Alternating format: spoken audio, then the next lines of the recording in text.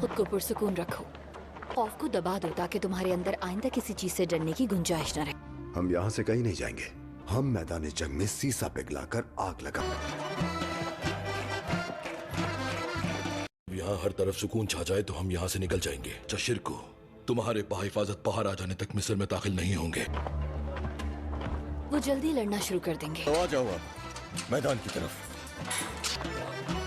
अस्सलामुअलैकुम। काजी फाजिल जब बालन और सुल्तान सलाहुद्दीन को लड़ते हुए देखता है तो उसके दिल को कुछ होता है। वो उन दोनों जंगजों को खोना नहीं चाहता और ये लड़ाई हर हाल में रुकवाना चाहता है। तो वो जाता है शमसा के पास और उससे कहता है, तुम दरगाम पास जाओ और किसी तरह से ये लड़ाई छुड़वाओ, नहीं तो ये दोनों मारे जाएंगे। और अगर तुम ऐसा करोगी तो मैं तुम्हें दरगाम से खरीद लूंगा और तुम्हें आजाद करा दूंगा। शमसा भी यही चाहती होती है। वो जाती है दरगाम के पास और उससे कहती है कि आप यही चाहते थे ना कि मैं आपके सामने अच्छा सा डांस पेश करूं, मैं इसके लिए तैयार हूं। दरगाम ये सुनकर बहुत खुश होता है और लड़ाई रुकवा देता है। आगे क्या होने वाला है जानने के लिए बने रहे चैनल के साथ। चैनल को करें सब्सक्राइब, बेल आइकन को जरूर प्रेस करें, लाइक शेयर जरूर करें और अपने प्यारे कमेंट जरूर दीजिए। अल्लाह हाफिज़।